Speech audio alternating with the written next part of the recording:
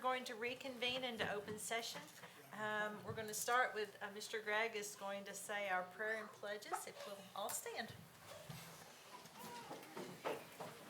You bow your heads. Heavenly Father, we thank you for the many blessings of this life.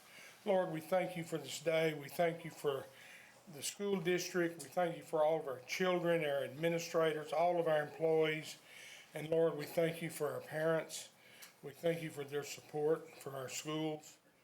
Lord, we pray that you be with us tonight as we make decisions which will affect this school district and the students that are enrolled in it. Lord, we love you, and it's in your Son's name we pray. Amen. Amen. I pledge allegiance to the flag of the United States of America and to the republic for which it stands, one nation, under God, indivisible, with liberty and justice for all. Honor the Texas flag. I pledge allegiance to thee, Texas, one state under God, one and indivisible. I want to thank everyone for being here this evening.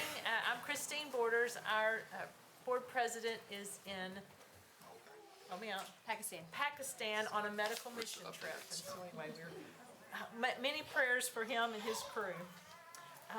We are going to start out with our district celebrations. Dr. Garcia. All right, we've got Monday Elementary, Ms. Bernhagen's team.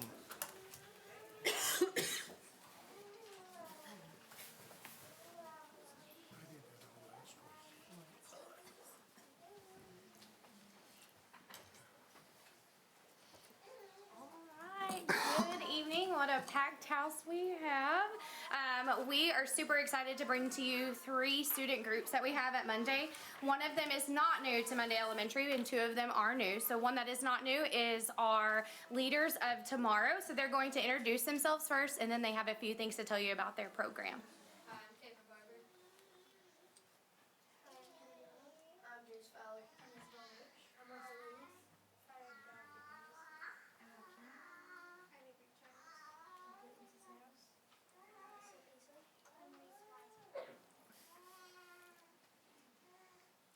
Williams.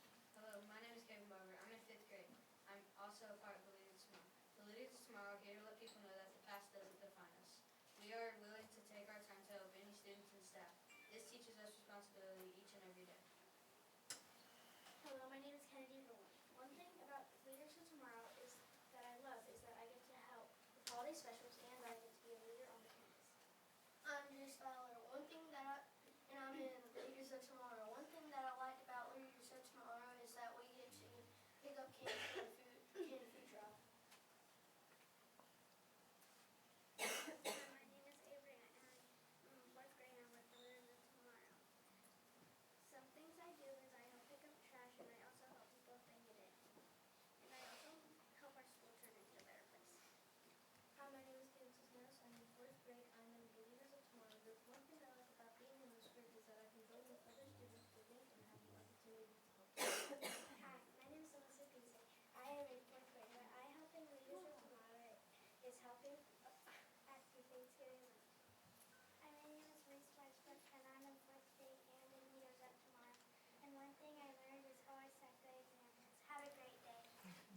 So one thing about Leaders of Tomorrow is we sat out at the very beginning when they decided that they wanted to be a part of our program. So they had a very extensive process this year. They had an application piece where they had to write 2 essays as to why they should be chosen as a part of Leaders of Tomorrow. And when we met, they discussed that they wanted to be a part of our rural rallies. They were really excited about the canned food drive, Thanksgiving lunch, and just overall ambassadors for Monday Elementary. So if we have an event on our campus, like Thanksgiving lunch or Christmas parties, things like that, where there's multiple adults in our building, we want them to follow what we call the Monday way. So we have lots of policies and procedures on our campus that is the Monday way. And so they help us by holding open doors, by asking people to walk on the 3rd tile. That's a thing at Monday. It's a big thing. So we have them walk on the 3rd tile. We make sure we're walking and not running. And so they really help out, and they get really excited when they have holiday cups. So that is something that they came up with, a fundraiser where they sell to the students. And so they put together the holiday cups, they pick out everything inside, and then they get to go hand deliver them. So it teaches them responsibility, and then they just get to be a really big part of our school, which they enjoy. All right, boys and girls, if you'll go stand by Miss Kidd right there.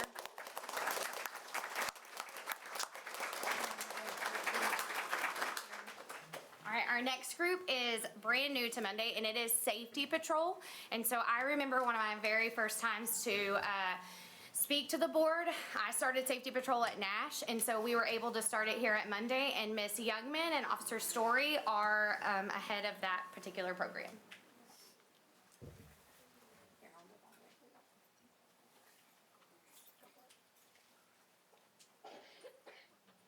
So I'm Ms. Youngman, one of the assistant principals at Monday. I'm Officer Story. I'm the officer at Monday. And so this is a group of our 3rd through 5th graders, and basically they have a big role on our campus. They help to keep our other kiddos safe, okay? I'll let Officer Story tell you a little bit more about specifically what they do.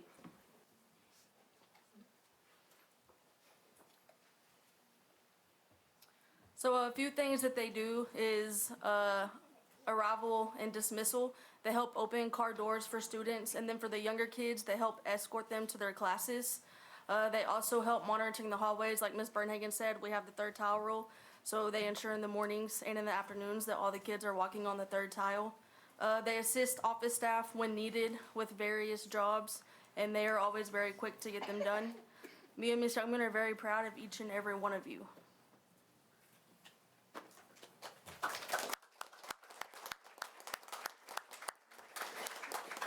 So we're just going to let them introduce themselves, and a few of them are going to tell just about their specific role in Safety Patrol, okay? Hi, my name is Juliana Rodriguez. Hi, my name is Meredith Julia. Hi, my name is Kimberly. Hi, my name is Maria Rivera. Hi, my name is Madeline Don. Hi, my name is Ashley. Hi, my name is Riley. Hi, my name is Evan Guerrero, and I love being in Safety Patrol. Hi, my name is Kaifer Jen. Hi, my name is Amy Sanchez. Hi, my name is Matthew Greenwood. Hi, my name is Promise Jacob. Hi, my name is Melanie Gomez. Hi, my name is Juliana Rodriguez. I'm in 5th grade and I'm a member of Safety Patrol. In Safety Patrol, I learned so many new things like to be a leader and to take care of our school. Hi, my name is Mary. I am in 5th grade. I am a member of Safety Patrol. My job is to make sure people are safe. In the morning, I open car doors and take the kids to class. I have learned to be a leader and make sure it's a better place. Hi, my name is Kimberly and I'm in 4th grade. And I'm in a Safety Patrol. One thing I like about Safety Patrol is helping people and meeting people. And what I do is make people's day and make sure they're safe. And what I learned is to be responsible and help people. Hi, my name is Lily. I'm in the 4th grade. What I learned in Safety Patrol is greeting people in the morning and helping kids be responsible ways. I like to help and make people's days if they feel bad. Hi, my name is Brian. I'm in 4th grade. The thing I love about Safety Patrol is something really school. Something I like about Safety Patrol is to always set an example for others. Hi, my name is Tasha and I'm in 3rd grade. I'm a member of Safety Patrol. The most thing I like about Safety Patrol is helping the school with their own stuff, like helping with getting kids to class and helping teachers and stuff and being a better leader. Hi, my name is Riley and I'm in 5th grade and I'm in Safety Patrol. And I am so grateful that I was picked for Safety Patrol. And there are so many reasons why I love Safety Patrol. One of the reasons is I help people and I open doors. And I just want to say, have a nice day. Okay. 2 additional things. I just got a message from one of our board members. Hey, Liz. I didn't even realize she was on there. She said, what is the 3rd tile? So at Monday, our kiddos walk on the 3rd tile from the wall. And it's kind of amazing, like over the summer before I truly worked at Monday, you would see kids walking alone on the 3rd tile.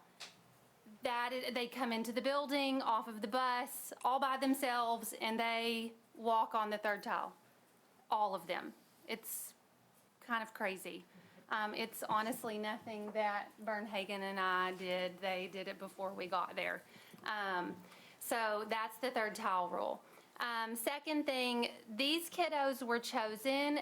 We had so many applications. They honestly were chosen. They all wrote a paper, and their papers were just really, really, really great. So these were the best in their grade levels. So, okay? All right, kiddos.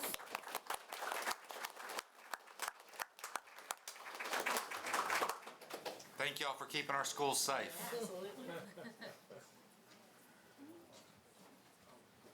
So coming to Monday this year, there were lots of things that we wanted to keep in place. That Monday is a great place to be. It truly is, and it really is the teacher, staff, and the kids that make it that way. But y'all, the third tile is serious.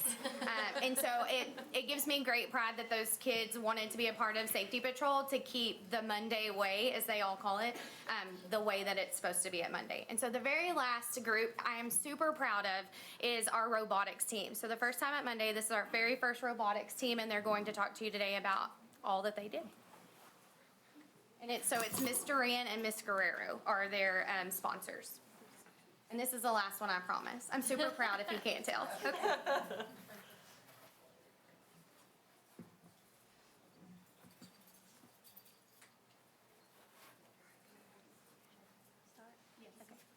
Hi, we are the Tide Turner coaches. I am Miss Guerrero. And this is Monday's first year to participate in the robotics, like Miss Barhagen just said. We volunteered because of the opportunity to shape the next generation of engineers. We're able to instill valuable problem solving and critical thinking skills. It was actually just a fun and learning experience. I can now say I know how to code, woohoo! But I'm gonna let the kids talk about it because they're mainly the ones that built the robot and designed it. So they taught me. Hi, my name is Isabel Roach, and I'm a part of robotics. In robotics, I have learned how to have teamwork and communication. In robotics, I get to write down everything we do in a journal and position the robot where it's supposed to go. We recently just went to our first competition and got the Rising Star Award. This season having so much more, and I can't wait for next season. Hello, my name is Kennedy, and I'm in 5th grade. I'm a team member of robotics. As Isabel said, we have recently gone to our first competition, and we got the Rising Star Award. Over the season, I have learned coding, teamwork, and problem-solving skills. This year has been really fun. I've gotten to laugh with my teammates, show what we learned, and just have plain fun. Thank you for listening. Hi, I'm Sebastian. I'm in 5th grade and I'm part of robotics. In robotics, we get to code robots, plan competitions, solve problems, do 3D modeling, and most of all, have fun. We learn how to be a team, work together, include everyone, solve problems, 3D model, and code. I like robotics because we get to have a lot of fun. And every day, someone will tell a joke and make everyone laugh, which in my opinion, makes robotics really fun. And also, they were able to, as Sebastian said, 3D model, so we have some of their little models for you guys. Okay, and because nothing ever works when you're presenting, like it's like a thing, we went ahead and uploaded a video of their robot going. Okay, I was like, oh. All right.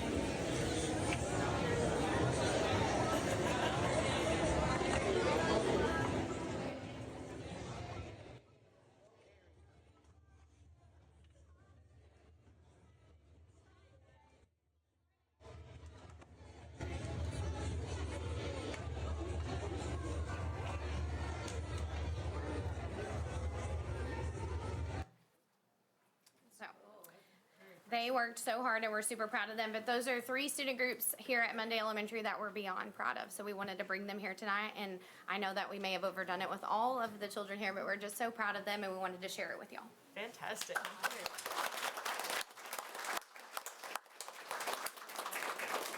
We greatly appreciate you bringing everyone. Yes. I got a chance to go to one of those robotic competitions. It was pretty cool. It's amazing what they can do. Thank you so much. Okay, the next is our School Board Student of the Month.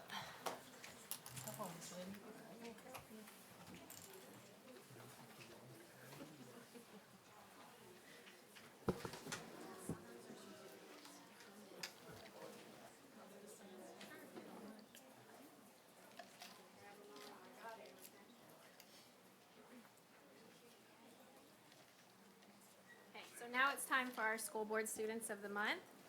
These students earning the title of School Board Student of the Month demonstrate excellence, responsibility, good citizenship, and a positive attitude. These students stand out amongst their peers for setting the example of what it means to be a Kaufman Lion.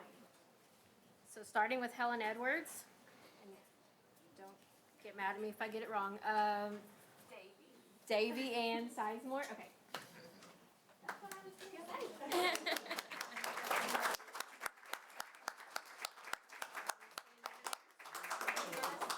And True Sherman.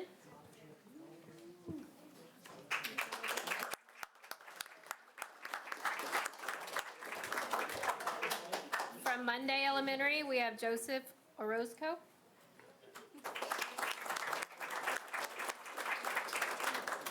And Sophie Torres.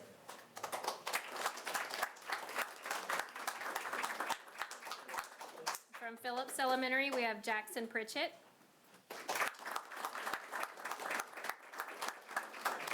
And Caitlin Thompson.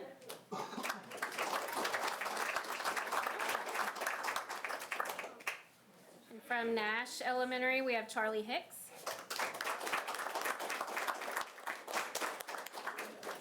And Matthew Perez.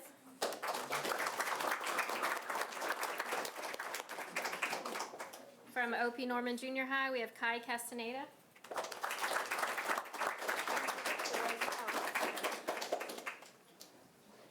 And Sloan Deviney, she's not here tonight though.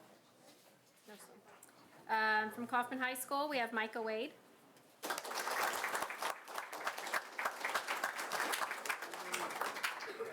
And Eileen Foz.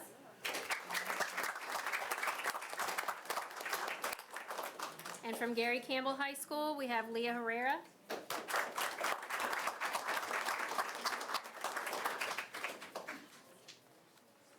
Okay, we're gonna ask you guys to stand and take a picture really quick.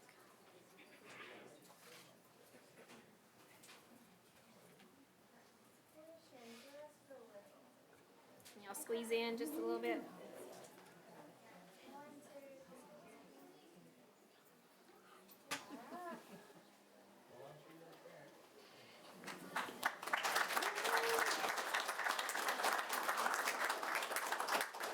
You got the little metal pieces that you can grab on the way out. You don't want anybody to poke anybody.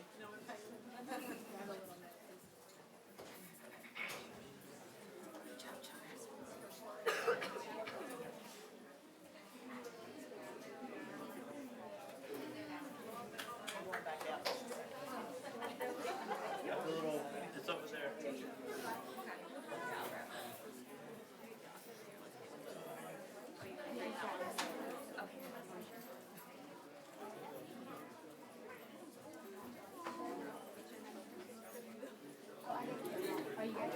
Oh, I think we still got one more.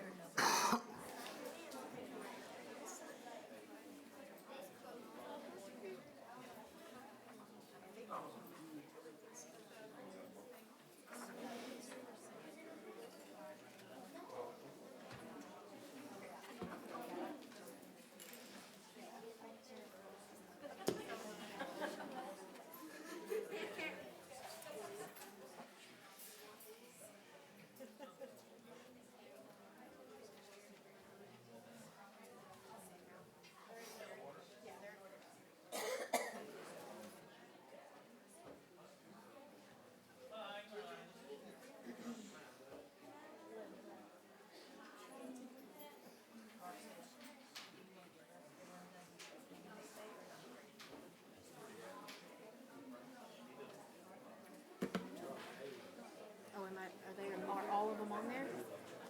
They are? No, I just didn't know they were. Yes. Okay, look at you.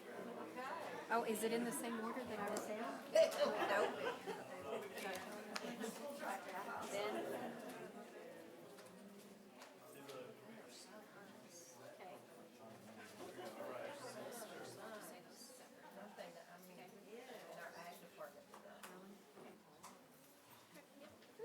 That's you, Angela. Okay, we're gonna announce our teachers of the year for the 2024-2025 school year. So first up, we have Miss Katie Dotson from Helen Edwards.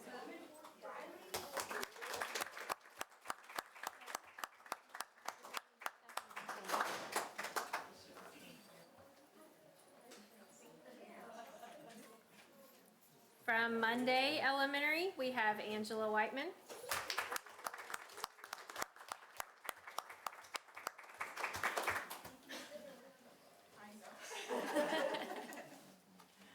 From Phillips Elementary, Nash Elementary, we have Crystal Tischler.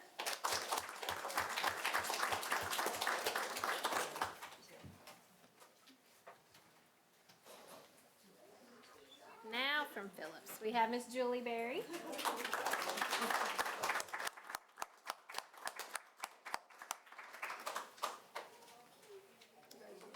From OP Norman Junior High, we have Charlie White.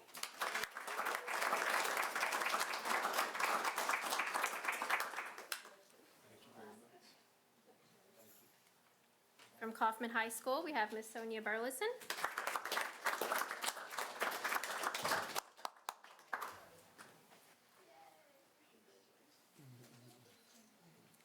And from Gary Campbell High School, we have Mr. Terry Mason.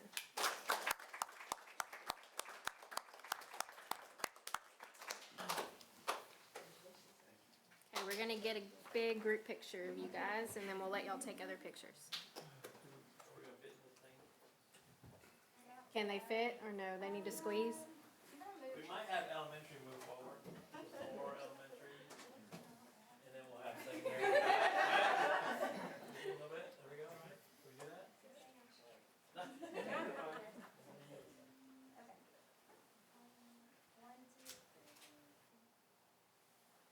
Can y'all scoot in just a little, and that window just got right there, perfect.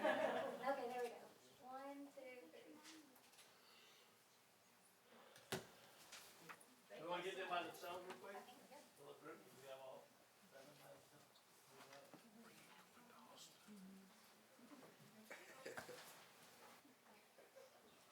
Charlie, we scoot a little. Yeah, that's good. Perfect. Okay, 1, 2, 3.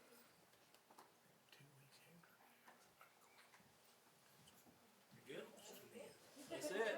Thank you so much.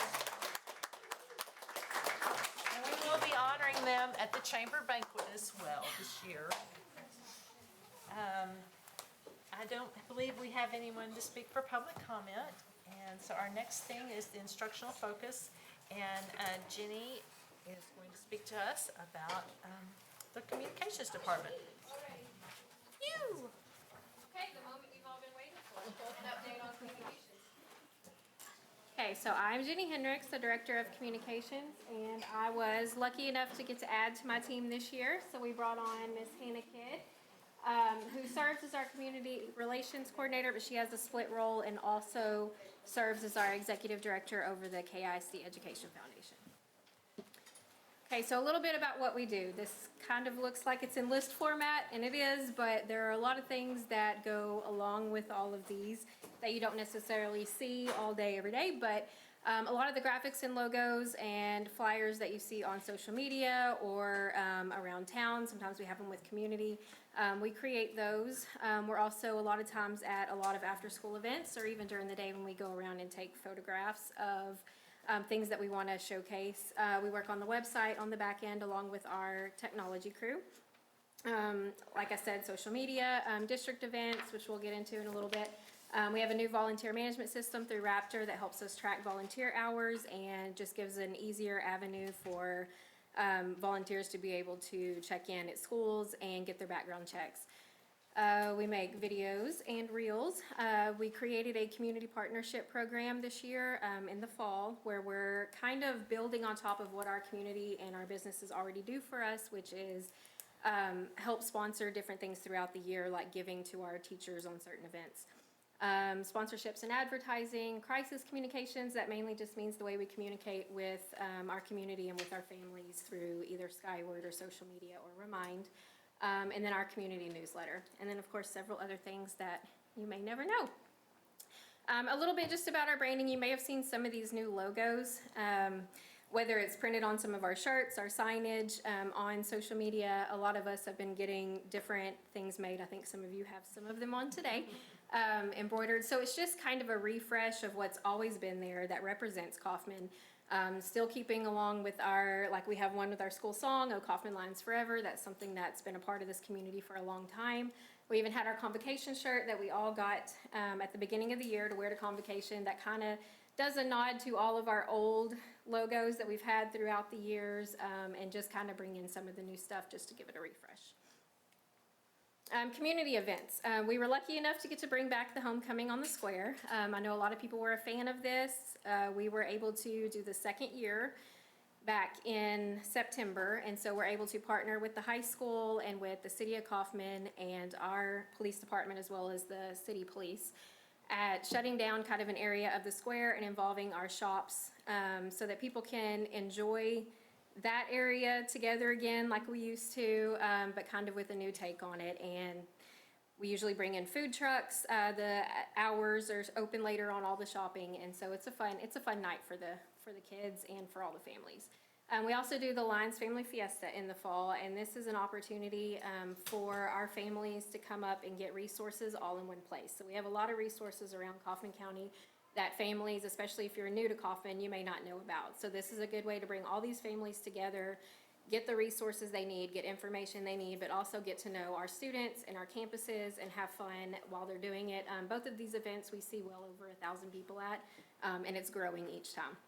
And I say more to come because we would like to do some more, hopefully coming up in the summer or next spring, and all of that depends on Grant and giving me money.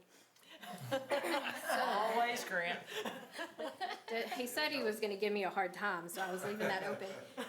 District events, so a lot of the things we do, like convocation, new teacher, leadership summit, it's not necessary, it's a team effort between all of us, but Hannah and I are lucky enough to get to do the creative part, so that stuff doesn't just happen overnight. It takes lots of planning, and she's the balloon queen, so I've been lucky to have her come on and be able to make these beautiful pieces for everybody.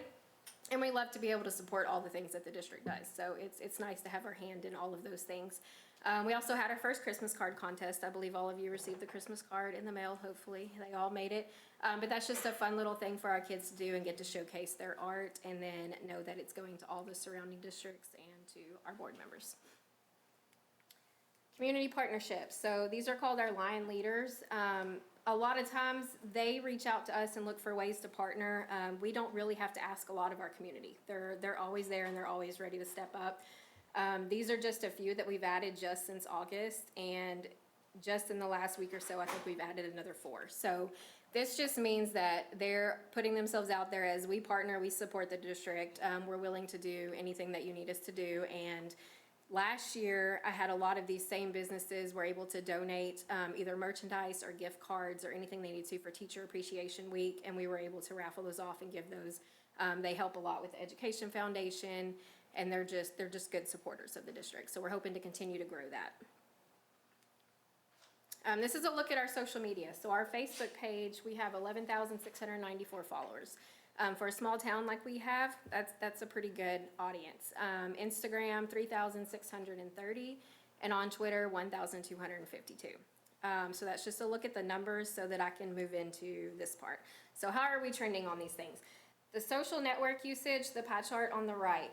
So this shows you, I know a lot of young kids today, they'll say Facebook is dead, you know, nobody uses it anymore. This kind of proves that wrong. You'll see the black is Facebook. That is 98.6% of our followers use Facebook. So that's where they get their information, that's where they go to see the pictures of their kids, that's where they get updates from the district. And out of that 11,694 followers we have, 72% of those followers actively engage with us. So that means when we post something, they're commenting, they're sharing, they're liking. That 72% is already high, but as we look at the strategic plan that we're creating, we're wanting to continue to grow that number and just look for ways to get them further engaged. The long chart on the top, you'll see positive, neutral, negative. So that's the overall tone. So when people interact with us, through our website, through all of our social media accounts. You'll always want to see it stay somewhere around neutral. You'll see we have a lot of positive. And some things that I want to point out is in the beginning, it stays above neutral the entire first 6 months of the year, which is outstanding in itself, but you have to also remember that that's during bond messaging and creating our bond. So that just further supports the support we had from our community. You don't see a lot of negative than that. Towards the other part of the year, we also completely changed our enrollment process. So during the rollout of a brand new enrollment system, everything moving online, it's a headache for parents, sometimes when they have to try something new, but overall, everything was neutral or positive. So no big negative dips there. 171,000 website visits in 2024. That's also a lot of people going to our website, seeing as how we switched the website about 6 months into the year. So we have a lot of people that also go there for information. Okay, district advertising. We kind of changed this year, starting in July, because it's always kind of been all over the place or coming from different groups or booster clubs or whatnot. So this was a way to get it streamlined, to go through the district just in one place so that we can keep track of, what's happening, and there's no, I guess, disjointment between any of them. So overall, just since we had it roll out in July, we have gained $19,000 in advertising sponsorships, and that's just through the different packages we offer. So that's a huge step in the right direction. Now it's Hannah's turn. All right. So I send out the monthly community newsletter. It's called The Roar. You should receive it in your email. So we have members who are subscribers, so they receive it that way. We email it out to the staff, and then I also post it on social media. On The Roar, we feature the school board students of the month, monthly campus highlights, which Monday's Leaders of Tomorrow were on our December Roar, I believe. The Education Foundation updates and spotlights, volunteer opportunities, community feedback. Lion Legends is a segment where you can submit somebody that's a Kaufman Lion that's graduated that's a legend. I would love to do a story on them, so if you know somebody, please let me know. Important dates and schedules. So in January, we had over 790 total views. I looked today and it was really over 800. So it's just growing. I did send out the February one at the beginning of last week, so hopefully you all received that one. I'm also the director of the Education Foundation, and our mission is to support educational excellence and promote community engagement within Kaufman ISD. So we had our Legacy Ball in the fall, Jockeys and Juleps. It was a huge success. It was a great atmosphere. We had live entertainment of the horse races. We had a legacy coin drawing, which was really fun. There was dancing, and then we had a silent auction and a live auction, which was so much fun to see. We had about 175 attendees, and we successfully raised over $64,000 that's going to go directly back to our teachers and our district. So that was really incredible. Our Legacy Gala for this year is October 25th, so go ahead and save the date. Grant Patrol. So in the fall before the gala, we were able to award 24 grants totaling over $20,000 to district teachers. We now have a Spotlight and Excellence segment on Facebook. So if you follow us on Facebook, then you can see how the grants that we awarded are being used in the classroom. We had at Phillips, Miss Bailey, she received some musical instruments, and her students were so thrilled to get to use them. She sent tons of pictures, and then Coach White, he received one as well, and we went last week and took pictures and videos of his garden tower that he was able to plant some plants in. So that will be next week, so be on the lookout for that. We're currently in a name a grant cycle. So donors at the gala were able to name a grant after themselves or their company or whatever they wanted to name it after. And so this spring, those donors are going to be invited back to help award teachers the grants that they essentially funded. We're really excited about that initiative. And then what we do, so we support Kaufman ISD by hosting our Foundation Fridays, which is the first Friday of each month. We have partnered with Eleanor's, and we take teachers a treat the first Friday of each month. We hosted or sponsored snow cones at the Administration Summit at the beginning of the year. At the beginning of the year, we passed out lanyards with our little logo on them to all teachers and staff. We had a booth at the Fiesta where we passed out stickers with our lion, and he had a cute little sombrero on. New teacher orientation, we welcomed the new teachers with a little bit of swag and their first Kaufman ISD t-shirt to wear. Convocation, we helped clear teachers' wish list on Amazon by passing out gift cards. We facilitate student scholarships in the spring. We award each campus level teacher of the year and then district level teachers of the year. And our new accomplishment is we are a City of Kaufman charity of choice. So the City of Kaufman has chosen us as one of their charities, and employees can automatically auto-draft part of their paycheck that will go directly to the Education Foundation. So that is one of our shining stars this year.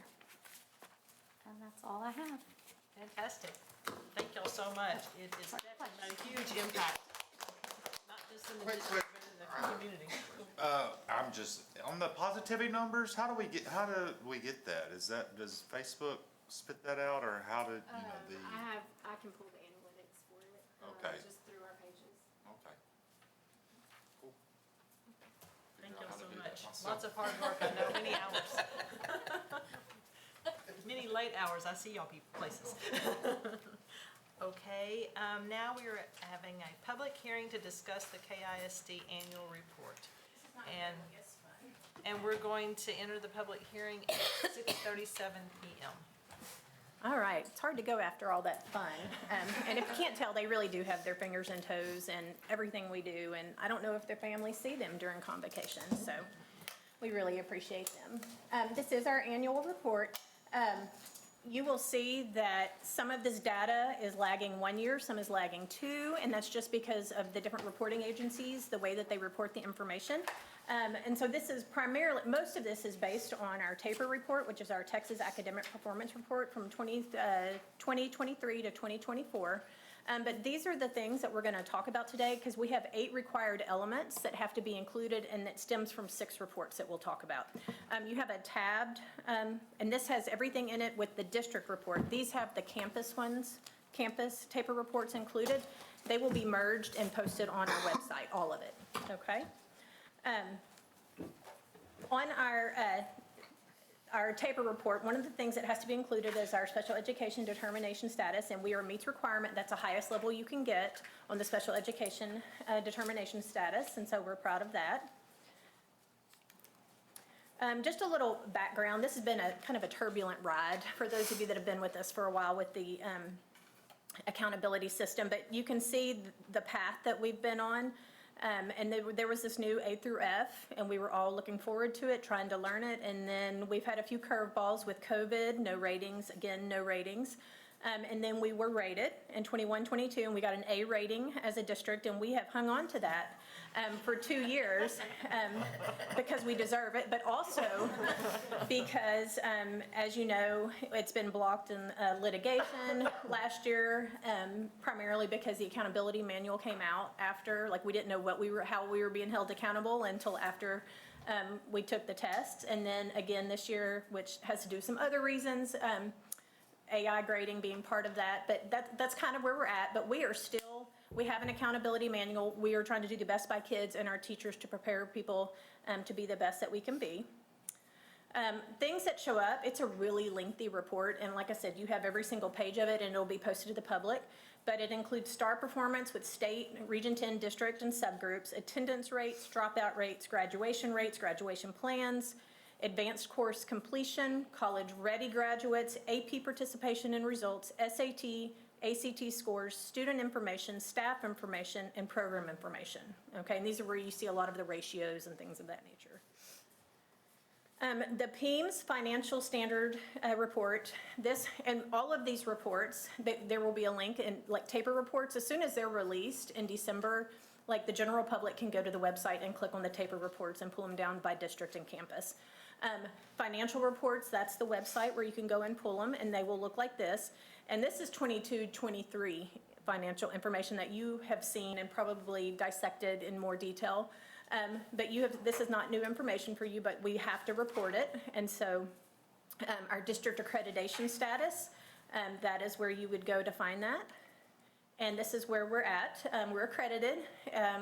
You still see our 2022 accountability rating as an A. Campus performance objectives, these are our campus improvement plans. We brought those to you a couple of meetings back, but they're also linked here for us on our website. They're also included in our annual report. We have to report on certain violent and criminal incidents, and this is a list of the violent and criminal incidents that we have to report. We had one last year. It was handled very professionally with our administrators. They did exactly what they needed to do. And took care of it, but we do need to report and let you know that it did occur. Student performance in post-secondary institutions. This one is where you'll see the most lagging data because we are looking at the graduating class of 2022, and it follows them through the next year that they're enrolled in their post-secondary, whatever that might be. Little food for thought. Private schools don't have to report, out-of-state schools don't have to report, and so we lose numbers in that, but you can see our numbers out of 255 graduates, 36 went to a 4-year public university, 80 went to 2-year, and then independent colleges and universities were 10, not trackable, 8, not found, 121, but that could be for any of those reasons that we mentioned before. Progress towards our House Bill 3 goals. Remember, these will be changing next year. We're working through our strategic plans. And this is, I'm kind of glad it's changing because it has been confusing for some. When you look at those numbers, those are not passing percentages on a test in approaches, meets, or masters.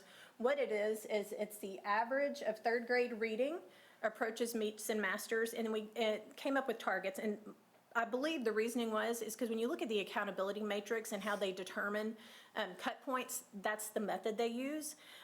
But it kind of disguises some pitfalls, and so we really want to focus on meets because we want our kids on grade level.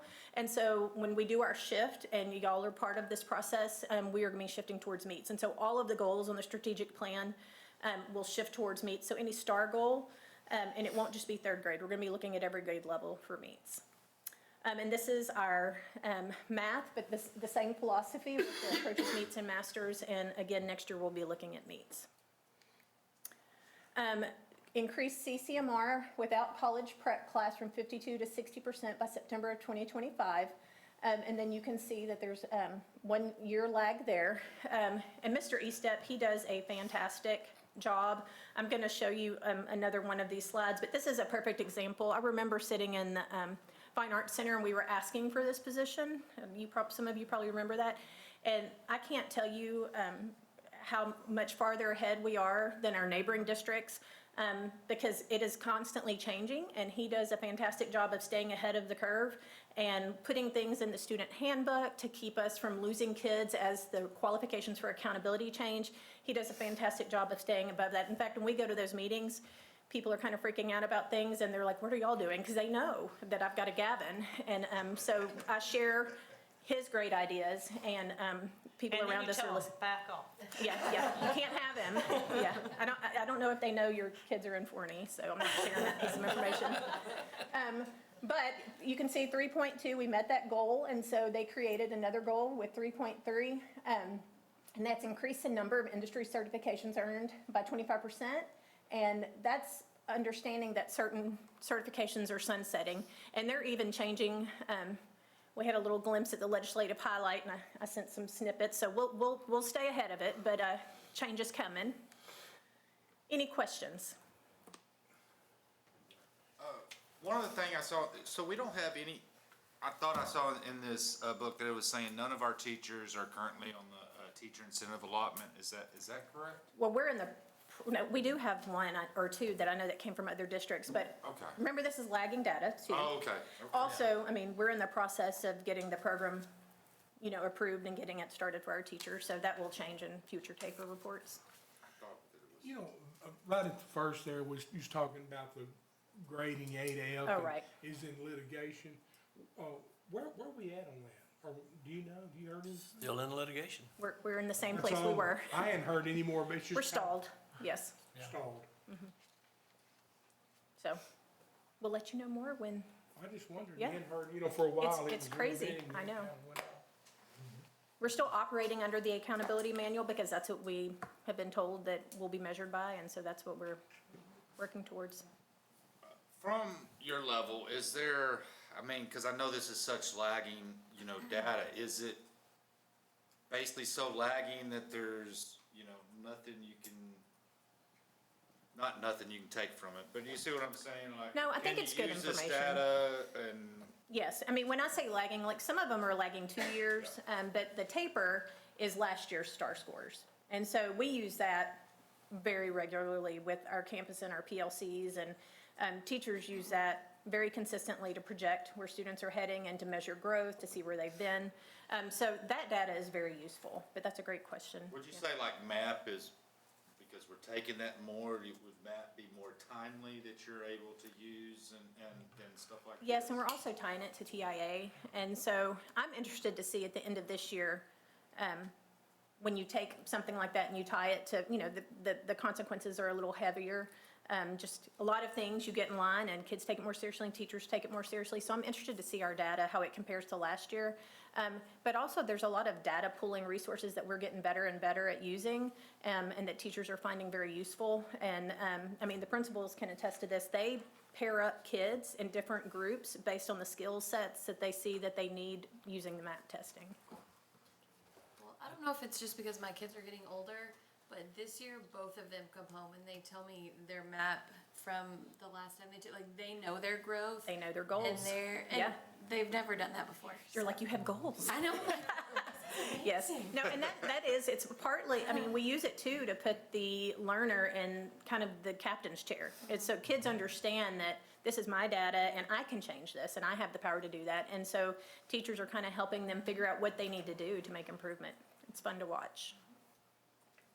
Any other questions or comments? Just real quick, and we've also aligned some of the other resources like iExcel, connecting that to MAP. Yes. It's been So- pretty big as well. Right, so lots of our programs now talk to MAP because it's such a nationally huge test. And so like iExcel will connect with it and it'll see areas. And so it's an intuitive program. And so what it'll do is like, oh, they performed this on their MOI. And so it's going to take them down a path that addresses needs that they showed deficient in. That's a good point, thank you. Okay, we will close this public hearing at 6:48. Thank you. Yes, thank you so much.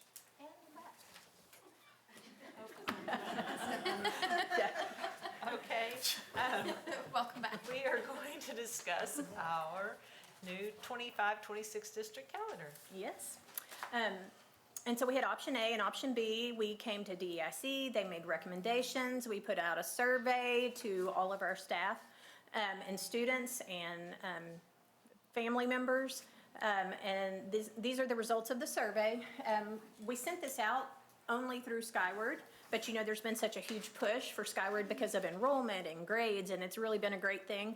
We had over 400 more responses than we did last year, and last year we were pushing it out on all the socials, and this was just Skyward. So that's a good sign that our families are kind of locked into Skyward.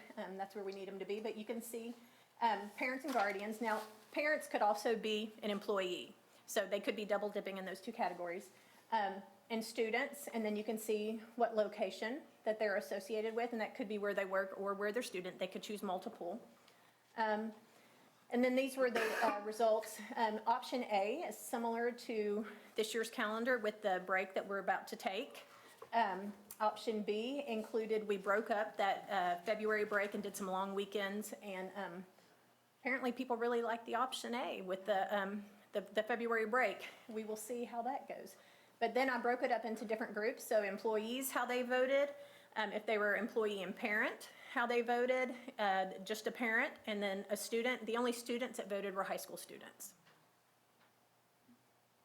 Any questions on the survey?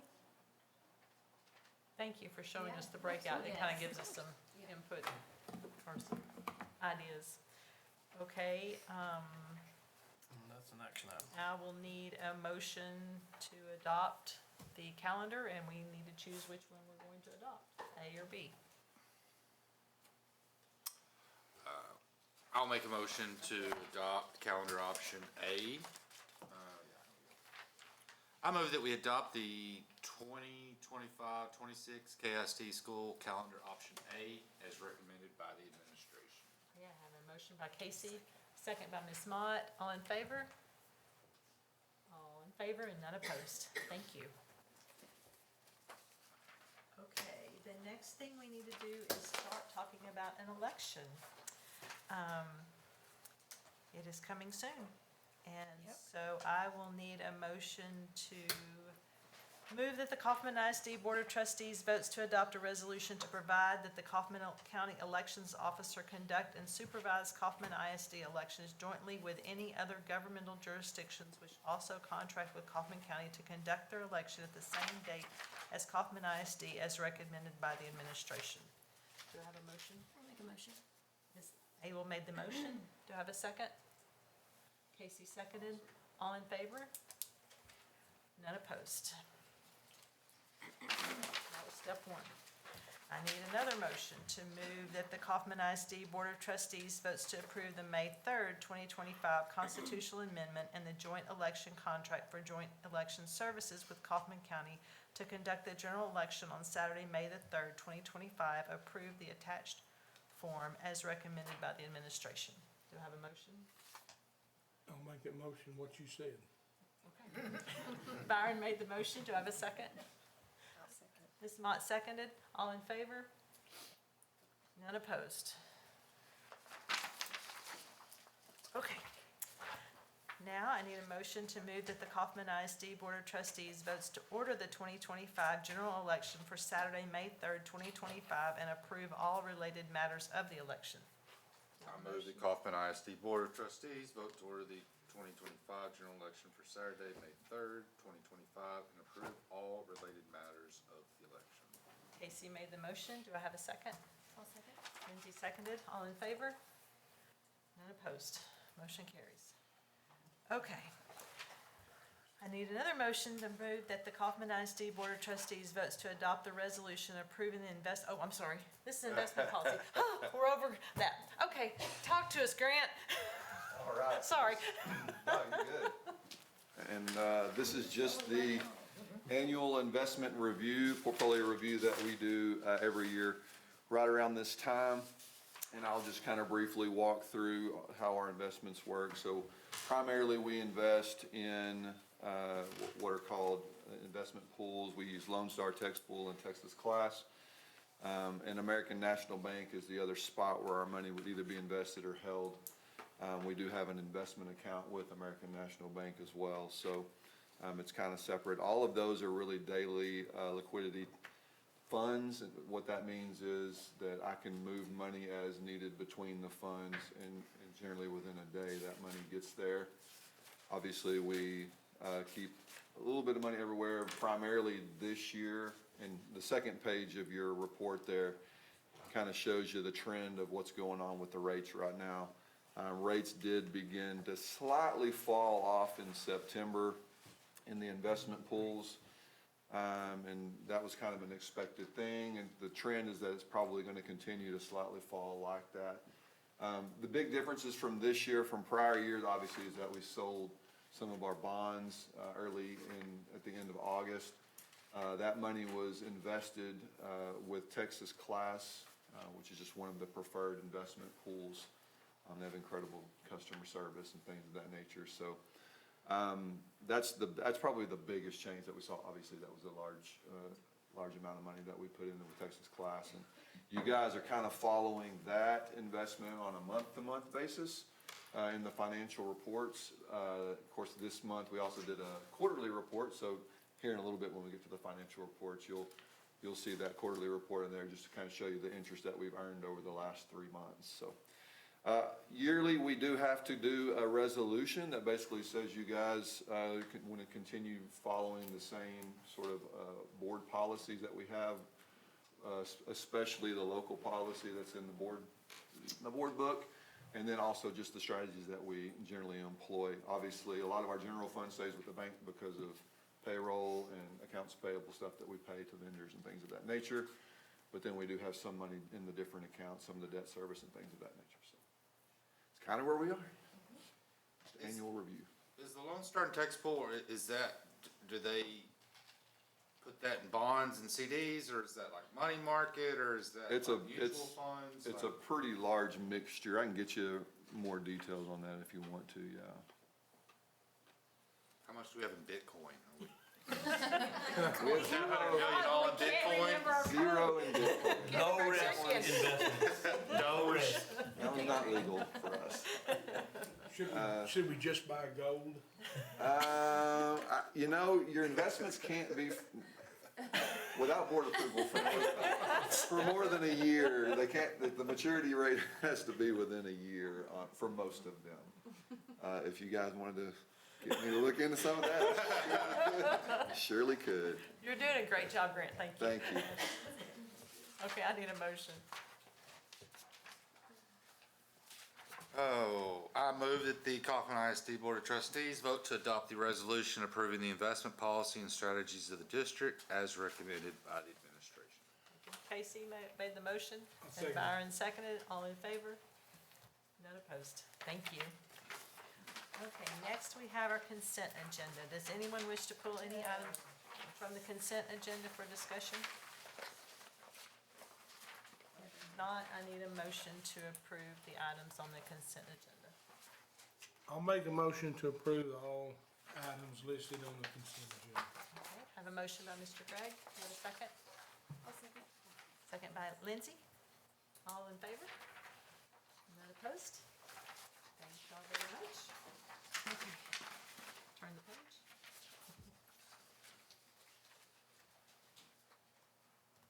Okay, we are now on the superintendent's report. Amy, you're up. This year, we enlisted the help of Instructional Coaching Group, which is Jim Knight. I don't know if you're aware of that name, but he's kind of the guru for instructional coaching with the intent of growing the capacity of our instructional coaches. Not the number of coaches, but the capacity that they are able to serve. We know that they have the biggest impact when they work with teachers, because then the teachers impact all of the students. So we started the year and they had training with crucial conversations, because we know conversations can be difficult with adults. Kids are easy, but adults, there's a fine line, right? So that they feel like teachers feel validated and that we're trying to help them. It's not punitive. They're not an administrator. And so they had that training in the fall. And then they just completed 2 days. It's called the Impact Cycle. And it's part of it is how you create a culture where teachers are open to coaches coming into their room. They understand the coaching cycle. They even did some role play with how to better phrase things, because we know the turn of a phrase. We don't want to offend anyone, and we want people to remain open to suggestions. And also coaching them on how to help teachers come up with their own solutions. Using data, using all of the right tools and data. And so they spent 2 full days really learning the how and understanding the why of why we do the things that we do, so that we're effective in changing the culture of classrooms and campuses. And then they will be back with more application, like things that they can walk into classrooms and help teachers with pieces. We're looking in the fall about probably a half day with administrators, because it's important that coaches and administrators understand that the role of a teacher, if we bog our coaches down with tutoring and duties, then they're not going to be how we intended them to be. And so making sure everybody is on the same page, which our principals are great, that's not a problem, but just so that everyone is in line, and so that we can make the most of our coaches, because they're a critical piece of our campuses. So just really, really wonderful training. I can let you read the books if you're interested. Does it talk in the book or any of the other pieces that you're putting into this, how for a younger coach to interact with a teacher. Right. That is. More experienced? More experienced, Yes. Yes, it does. In fact, a whole section in here is about what they call roadblocks. And I mean, that's just one scenario, but there are like numerous scenarios, and it kind of, I mean, in fact, Sarah Sanders, I believe, was the one, she was like, I wish we had had this when we first started, because it validated that they were doing a lot of the things the right way, but it would have been really useful. I mean, working with adults, like I said, is completely different than working with children. And so this just helps us be more effective, is what it's doing. And so they seem to really appreciate it. Fantastic, okay.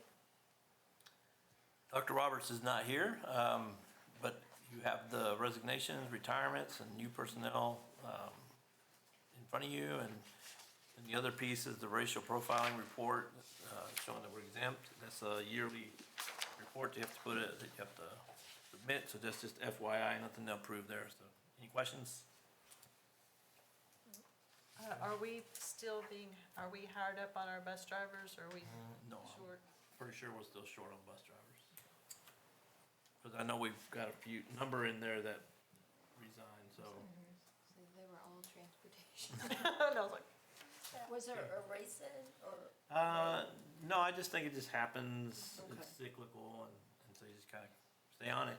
It's a kind of like paraprofessionals. I mean, you get a lot of turnover.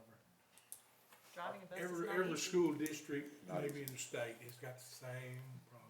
Are we still paying, I know we approved a raise, but are we still paying better than our surrounding? I wouldn't say 100% better than our surroundings. I think you still have some others. I think what's different is some of the surroundings have guaranteed 6 hours, where ours is just 4 hours right now. I think in the future, if the board selects to do a different start end time, that might be a recruiting tool, is that now you have 6 hours versus 4 hours. So that might be you might be able to recruit some folks that way. Do we need to maybe look at surrounding pay scales, at least for future discussions? So when we kind of led the charge on bus driver raises, and of course, then that means everybody else follows the charge on, but there were I got a lot of phone calls of unhappy school districts around us when we raised our bus driver pay up to be kind of one of the tops in the area. Of course, then they all respond and do the same. I'm looking at not just that as far as kind of planning for next year, but also the way that compensation scale works. Ours is a little different than others around us, so I need to see like if we can tweak that to be more competitive through the whole scale, basically, and then what that means for the district as far as financially. So I gotta really run some studies of what a scale would look like to our actual staff and see like what does that cost the district versus how we do it now. And I just don't wanna, definitely wanna give ourselves the ability to do the best job we can recruiting and retaining.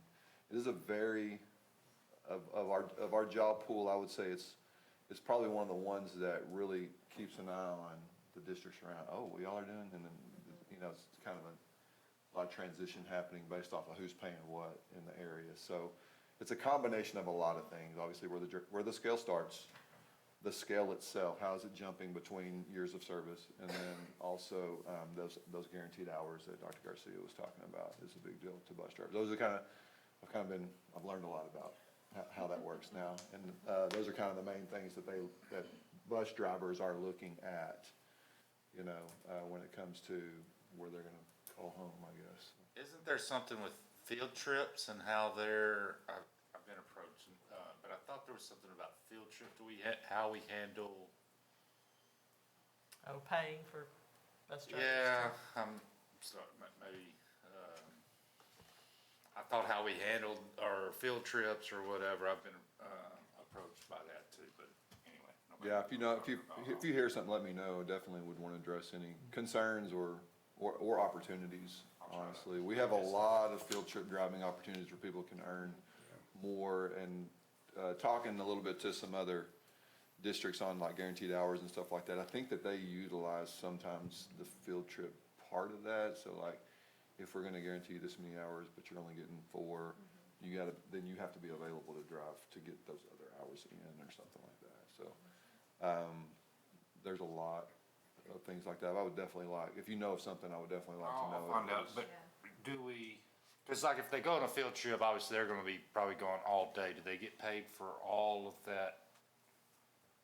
Say they take them to UTA or whatever in the morning and then they're there for half a day. Do they get paid for all those hours that they're gone? Yes. Okay. Well, revisit that. But no, coaches, are they still the one, like the fee per, or do they get hourly now? We raised that amount, but it is per trip. Okay, I know I got $10 a trip. It's more than that now. It's more than that. But We it's were fighting not, over that $10. yeah, it's not bus driver rate. But it's more than $10. That was one of the first things we looked at when we came in, when I got here in the summer, I think, so. Right. It definitely helps us when coaches that are going to the game are driving their kids, obviously. It definitely helps the district, but, cause if a bus driver has to drive those kids, they're making their hourly rate for the whole time of the trip, like Casey was saying. Okay, now we're gonna move on to the financial report. All right, let me pull that up, sorry.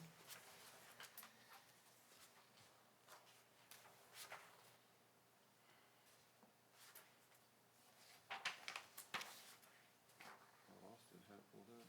There it is. All right, so, financial reports, everything again, we always start off with our, tax reports. Everything is tracking really well right now. You'll see, that current, year-to-date numbers and stuff are looking good. The revenue and expense, reports that come up next, again, they're tracking right where they're supposed to be. On the general fund, we're right around 37%, 37% in our food service fund. Debt service, obviously doesn't really, it's made primarily of two main payments a year, one of which is due at the end of this week. So that number's gonna jump all the way to 100% for next month's stuff. So, just so y'all kinda know how that looks there.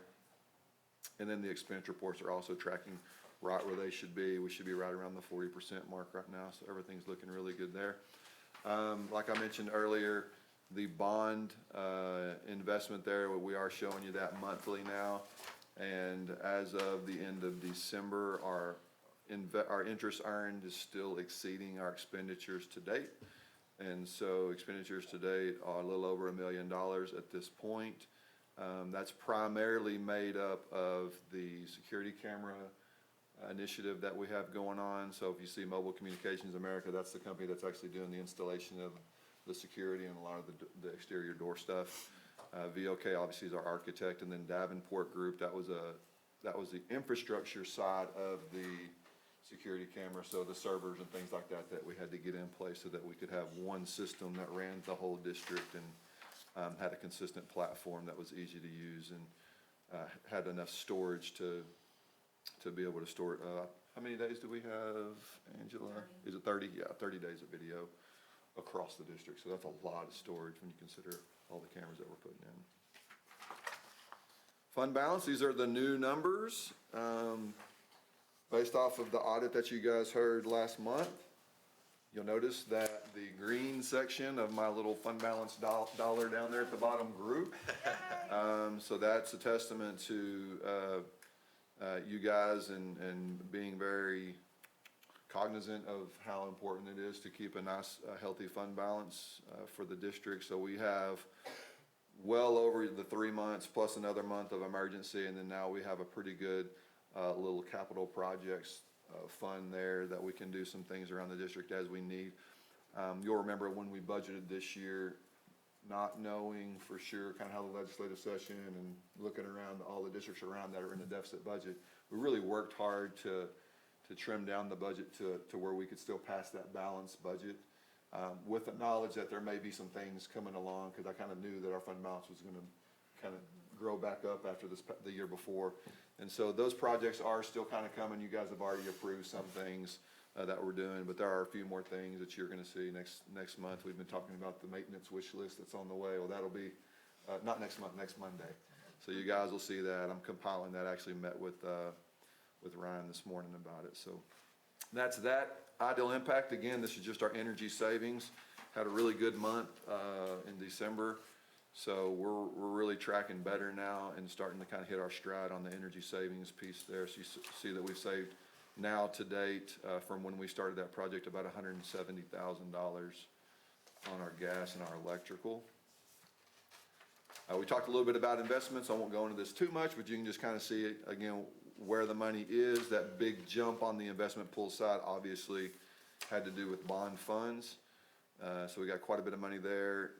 Obviously, our general fund in the bank, and then our pretty decent amount in the bank, and then another investment fund. So interest is looking really good for that quarterly investment report. And then there's just all the check registers and credit card statements and all those fun things. Does anyone have any questions? Did we finally get paid back by the developer on 243? We did. So we received that money. There is still a pretty decent amount that I've got kind of in a spreadsheet that we're gonna get reimbursed for our part of that back to our general fund account for some different projects that we started a little soon. There's that infrastructure project and a lot of the engineering fees that came along with that. There was also the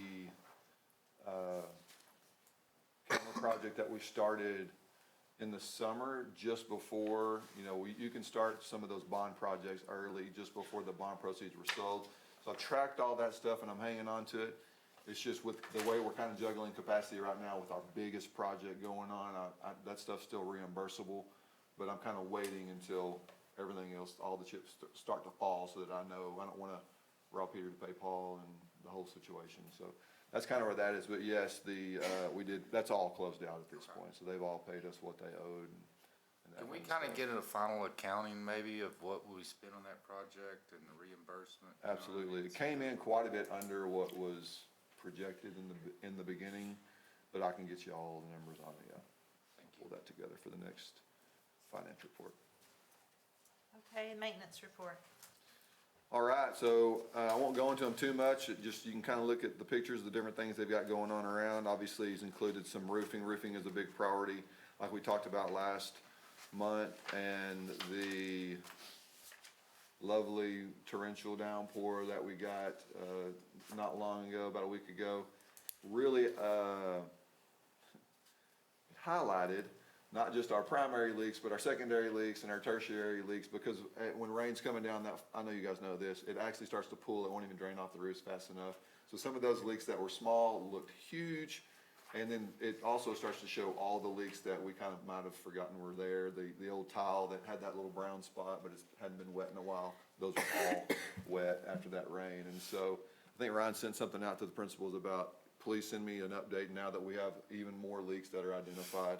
It's still our primary focus. You can see right here, this was one of our bad ones over at the high school that they got fixed recently. I know that we had Armco up at the junior high cafeteria this past week to identify where that leak finally is. I actually went over there the day it was leaking, and it was the entire middle of the cafeteria had a drip line, I felt like, going on. And so we've got that one now contracted to get fixed, to come out. And then, of course, there's always Helen Edwards Green Wing, and that's the big one that's requiring an architect and all that kind of stuff to fix. So those things are all rolling and in process. TASB, actually, I met with him today. They're out doing a facility assessment for us. I told him roofs is our priority, and so they're gonna be here. They picked this week because kids are not on campus, and so TASB, they showed up this afternoon, but they'll really get kicked off in the morning. They're gonna spend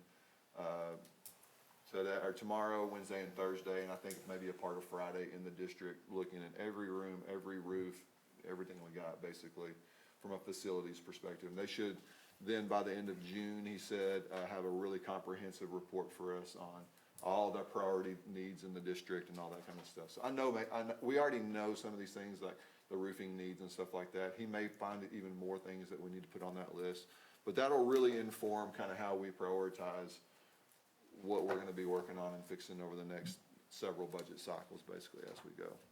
And of course, obviously, the the ever-present baseball field project that we've got going on here. It's been a kind of race to the finish line because they had their first scrimmage and things of that nature just started, and so he was trying to get everything done. We're still, I think, putting some final touches on a few things out there, but most of that was ready for the baseball season to get kicked off. But Yay, y'all did it. yep, got a new mower. I mean, they got their own designated mower now out there and everything. So we did add more bleacher seating. They did bring some over, I believe. We had some laying around somewhere. Yeah, they found some that weren't being utilized and brought them over and put them in. Redid some of the batting cages at the baseball and the softball field, I believe, netting and things of that nature. So, of course, there's the numbers at the bottom. I always like to watch and see, making sure we're hitting the above 90% completion ratings for the month. And those things will get better and better as we move along. Before you go on, the TASB audit that's happening right now, they're putting it in their system. We're gonna be using their system as part of our strategic plan for the next 5 years and it's a minimal cost. Once they do the big deep dive, and then it's a minimal yearly cost for us to manage that 5-year maintenance plan in their system, because then we can create priorities, and then as we do them, they go back and Ryan can go back and say complete. And that'll really help us, because that's gonna be one of our drivers, is to make sure that we take care of 90% of those priority maintenance projects every year. I believe is the number we were targeting, 90 or 95, somewhere around there. Whatever y'all end up voting for is what, how about that? So that'll be in June when we come up with that final number and we have that information. But then just know that that's the system that's being created to generate that 5-year strategic maintenance plan, to make sure we address all of our needs overall. Fantastic. Transportation, so I'm kind of glad you put this picture in here as a good reminder for me of this project that we started. We really started looking at it over the summer. Our bus video camera system was a very varied system that involved all kinds of different, I don't even know how to describe it. Sad. We had to have a standalone computer that ran an old enough version of Windows that we could watch video cameras on a few of our buses, and then there was a newer system and another newer system. It was like a lot of a nightmare to try to monitor buses. And so we found it's also in a year where you're, trying to pass a balanced budget and be kind of frugal with the money. We found a company that was able to come in and put an entirely new system in every one of our buses, and now we have kind of a state-of-the-art system that you don't have to go out and plug the little jump drive into every bus to get footage off of, all that kind of stuff. It's a nice system, and they came in. It was quite a project for them. Took a lot of days to get that thing installed in our entire fleet, and it's a 5-year plan basically that we have signed a contract with them for this system. So really excited about that. It's going to make a world of difference as they monitor the safety on the buses. Cameras are such a big part of safety now in schools, and so looking forward to when we have the campuses finished as well. So, and then I love that they caught me eating a pancake there at the bottom there on the picture, but we had a good pancake breakfast over at the service center. Ryan kind of manned the griddle back there, so it's the way that they showed appreciation to their drivers and monitors. Good stuff going on. Fantastic, thank you. Dr. Garcia, tell us about our children. All right, so enrollment is holding steady all year long. We've only a difference of 30 kids from the beginning of the year to today. Attendance is hovering still at 94%, and so we're still trying to find ways to get kids in school. Helen Edwards, of course, is, we're monitoring that piece, working with Burley on ideas on how to find more space over there, because she needs more space. So we'll continue to just work with her and her team and work through that. I'm not going to steal Gary Campbell's thunder because she's bringing a report next month. Is that you? You're up for the Lions Roar? Is that you? April? Well, she keeps graduating all these kids. So when you look at all those 30 kids down, it's because there's like 60 plus that have been graduated. How many? Which is higher than what? It's the same as we did all last year. Fantastic. All of last year. You'll have more when you do your report, so we'll give you another round of applause. That's where they're all going, by the way. That's okay. We have a great program at Gary Campbell, and she'll highlight that here in a couple months. And, again, so everything looks good. Have we had a lot of kiddos sick? I mean, have we had a pretty bad? So it's a good week to have, to fumigate everything. Fantastic. Thank y'all so much. Thank you for all of your hard work, and we greatly appreciate it. And we are That's it. adjourned at 7:20 p.m. All right, thank you. And board, we have documents we need to sign. Everybody.